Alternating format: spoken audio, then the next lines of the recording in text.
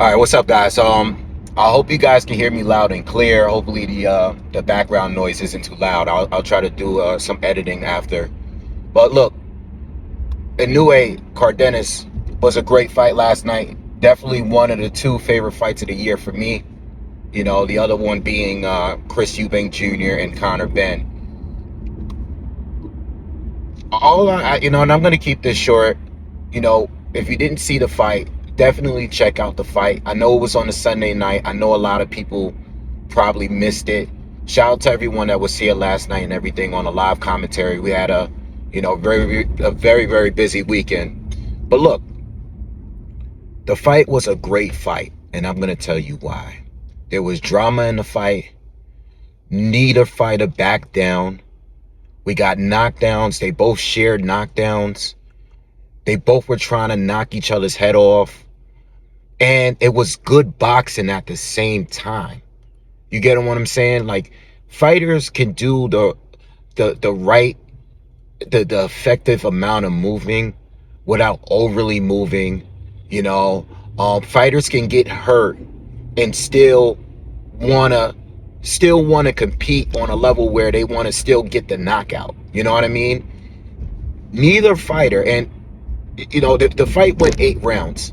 I only gave Cardenas the second round, but there were moments throughout the fight where he clearly seemed like he looked like he was the bigger puncher, and Inoue had to hit him so many times in order to stop him in the 8th round, because Cardenas knocked down Inoue with the same left hook that dropped Inoue in a Neri fight, right? So he dropped him in the 2nd round, and Inoue dropped him in the 7th round. But by the time Inoue dropped him, he had hit him so many times in that fight that, you know, he finally, like, you know, took a knee or whatever, right? But what I'm saying is, and this is comparing to the rest of the fights of the weekend, right? All I'm saying is this. You know, I was listening to Tim the other night, right after the fight, Tim Bradley. Shout out to Tim Bradley. Tim Bradley went straight into, you know, calling him out for getting hit with that left hook, that he can't get hit with that left hook. You know, and I saw some people in the comments already saying, like, oh, MJ's going to be tougher in a way and stuff like that. We got to stop doing that, bro. We got to stop doing that. You know, because at the end of the day, when a fighter gets hit too much, like Crawford against Madrimov or Ennis against I forgot who Ennis fought a couple of fights ago or whatever, but he was getting hit a lot. We do criticize him, and I'm guilty for doing that too. I'm guilty for doing that. I go in analyst mode sometimes. You know, you see a good fight.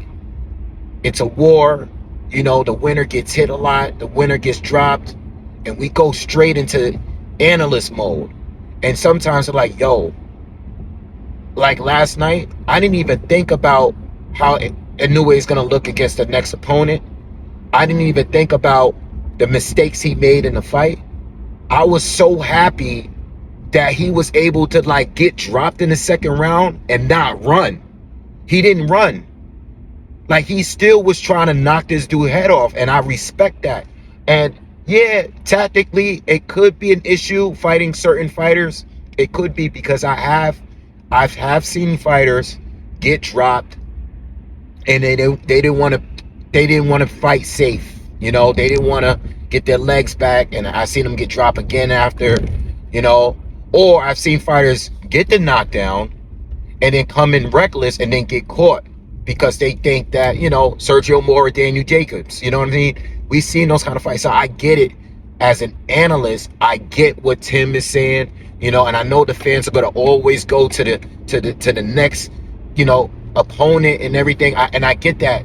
But we got to appreciate a good fight. We can't let this YouTube thing or the social media thing and this content creator thing, we can't let us forget that we had a great moment in a terrible weekend. We had a great moment, and it was the very last fight of the entire weekend, and it delivered. It made up for everything that I hated about this weekend. You know, and even though Inoue is a star, we already know he's a pound for pound. He's top 3 pound for pound. He's been for some time. He still wanted to give us a show, and he was saying that at the end of the fight, like, you know, I was trying to show people, like, I wanted to give us a good show. I wanted to show the world that I like to brawl, I like to have wars, and we gotta remember we can't just keep dissing the fighters that get hit too much, or they get hit a little bit more than what we're used to them seeing. You know, I don't want to keep doing that. You know what I mean? I want to appreciate what we got. We got a non-pay-per-view potential, one of the best fights of the years, at least top 2 or 3 fights of the year. And shout out to Cardenas, and I was saying this last night, I want to see him on other cards again, because even though he lost, I want to see if he can do something else. If you lose to one of the top 3 fighters in the world, we should not write you off. I want to see more. I want to see what you can do against Tapalis or MJ in the future, you know, or anybody that's top dude, Neary, or, you know, whoever. You know, I want to see Sam Goodman. I want to see what he can do against somebody else, because he performed. Now I'm gonna always remember him, because I remember him hitting Inoue and dropping him, but not like folding like Neary did. No diss to Neary and stuff, you know what I mean? Because Inoue was just too much for him. But he didn't fold. In fact, people was arguing that the stoppage was premature because he wasn't hurt. You know, I mean, he was hurt, but he could have probably continued. But he went too long without throwing any punches. You get what I'm saying? So, look, it was a great show. It was a great show. First of all, the show even was good. What's the name? Espinosa did his thing.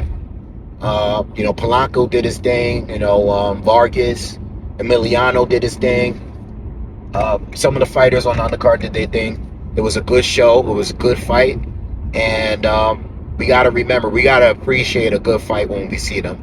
I know sometimes we start thinking about the next opponent and the mistakes like the top star made. And yes, Inoue has his flaws. But guess what? Every one of them do. Usyk has flaws. Terrence Crawford got flaws. Canelo got flaws. Any of the top dudes, Arthur Beterbiev, Bivol, they're all going to have some sort of weakness there. It could be defense. It could be offense. It could be volume. It could be conditioning. It could be anything. You know, sometimes Inoue gets so caught up in the action that he sleeps. You know, his hands is down and he gets caught with a shot. You know, but guess what? He got caught. He got up and still did not back down. He didn't run at all. He still was trying to win.